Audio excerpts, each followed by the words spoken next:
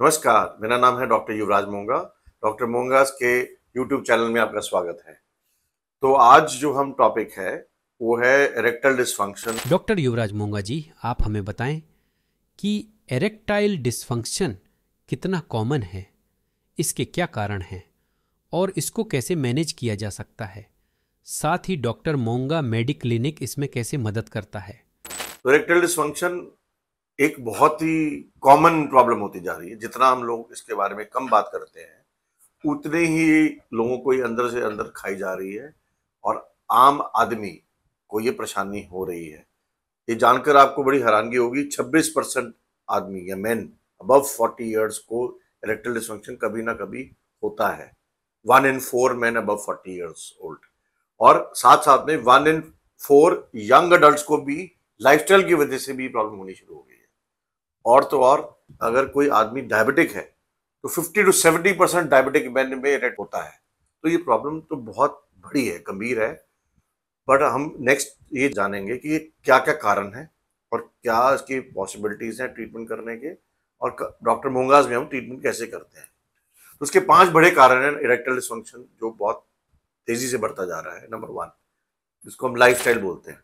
Lifestyle के अंदर अगर आप सेडेंटरी लाइफस्टाइल है, आप ज़्यादा चलते फिरते नहीं है, काम नहीं करते, बैठे रहते हैं, सारा दिन बैठे रहते हैं, और most of the time you sitting on the computer, बैठ लिया, कोई चलने फिरने का काम नहीं है, तो आप एक्सरसाइज नहीं करते। सेडेंटरी लाइफस्टाइल प्लस एक्सरसाइज नहीं करते, ये सबसे बड़ी समस्या है। साथ में लेट तक जागना, 2 बजे तक, 3 बजे तक, 12 बजे तक, 1 बजे तक, और कम स्लीप, 4-5 घंटे की नींद। तो ये सब जो है आपके लाइफस्टाइल को खराब करेंगे, आपके हार्मोन को खराब करेगा। सेकंड प्रॉब्लम जो साथ में जुड़ी है लाइफस्टाइल के, ओबेसिटी, मोटापा। ऊपर के जो कारण बताएं और मोटापा इंडिपेंडेंटली। मोटापा भी इन्हीं कारणों से होगा। आपका लाइफस्टाइल खराब है, एक्सरसाइज नहीं करते हैं, बैठे रहते हैं, और मोटापा आ गया। मोटापा इंडिपेंडेंट एक रिस्क फैक्टर कौन बहुत सारी बीमारियों के लिए, चाहे वो हार्ट के लिए हो, चाहे वो डायबिटीज के लिए हो। इरेक्टल डिसफंक्शन का भी बहुत बड़ा कारण है मोटापा। अगर आपका बीएमआई 29-30 से अबव है, ओबेसिटी आपको है, तो आपको इरेक्टल डिसफंक्शन होने के बहुत चांसेस है।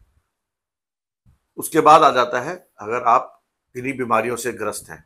Third is medical conditions like diabetes, cardiac problems, hypothyroidism, hormones की इंडिपेंडेंट प्रॉब्लम लाइक आपका टेस्टोस्टेरोन लेवल्स कम है, प्रोलैक्टिन लेवल्स बहुत ज़्यादा हैं, आपका एफएसएच बहुत कम है, फ्री टेस्टोस्टेरोन बहुत कम है। तो अगर इम्बैलेंस होगा तो आपको इरेक्शन में दिक्कत आएगी और इरेक्टल डिसफंक्शन हो सकता है। उसके बाद fourth, medical, some medicine which cause erectile dysfunction which can be, जो आप अन्य बीमारियों के लिए अपनी दवाइयाँ ले रहे हैं उसके साथ भी इरेक्टल डिसफंक्शन हो सकता है। नंबर 1, कई बार बीटा ब्लॉकर जो हम हार्ट के लिए या बीपी के लिए लेते हैं, ब्लड प्रेशर के लिए। नंबर 2, आप डिप्रेशन के लिए दवाइयाँ ले रहे हैं, एंटी डिप्रेशन।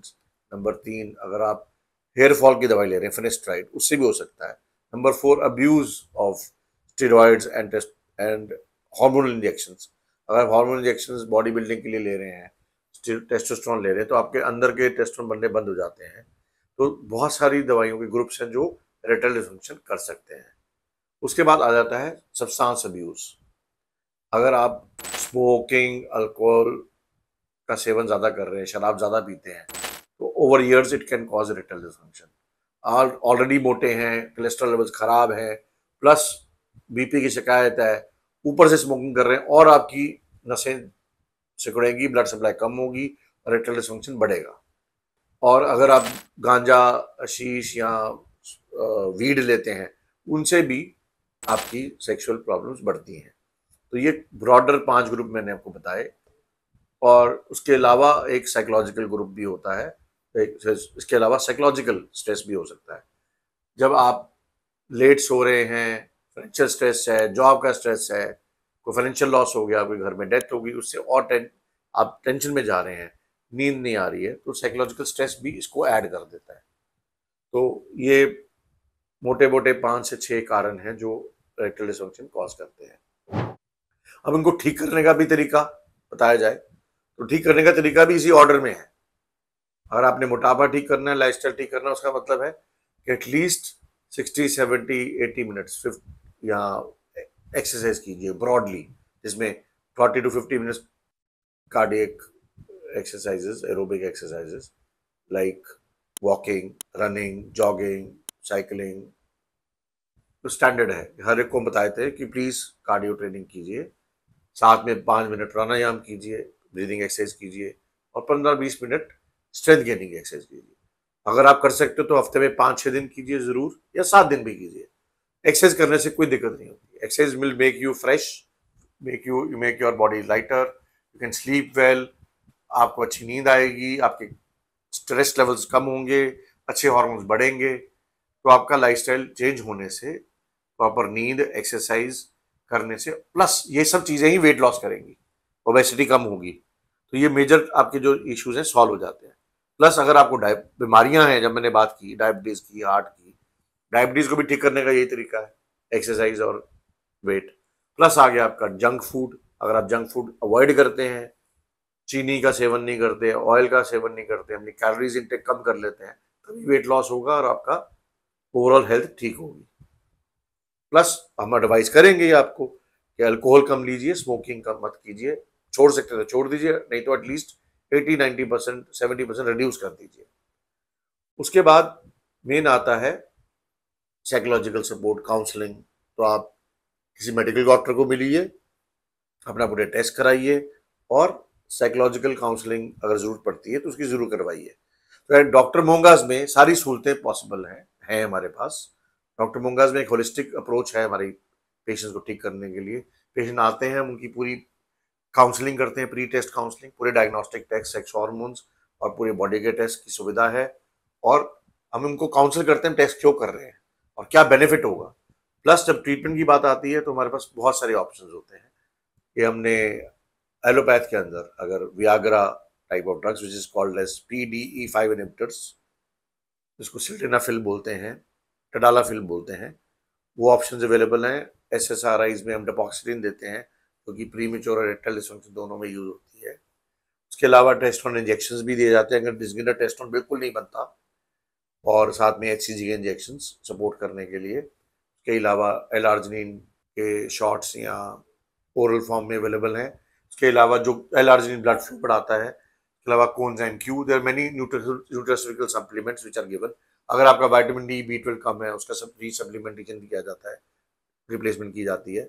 और फाइनली हम आयुर्वेद को साथ में कंबाइन करते हैं, Ayurveda diet and counselling.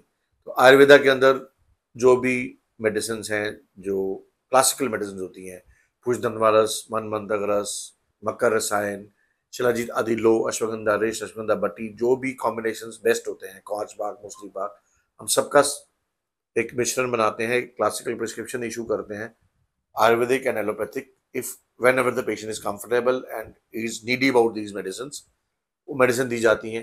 Access का रूटीन बताया जाता है, काउंसलिंग की जाती है, रीश्योरेंस किया जाता है कि आप पूरे के पूरे स्वस्थ हो सकते हैं। और बहुत बड़ी बात बताना कि इरेक्टाइल डिसफंक्शन 90 to 95% या 100% ट्रीटेबल है, अगर वो लाइफस्टाइल डिसऑर्डर्स और डायबिटीज और आपकी मोटापे से लिंक्ड है। इसको ठीक कर लें तो इरेक्टाइल डिसफंक्शन गायब हो जाता है। किसी भी इंसान को निराश नहीं होना चाहिए।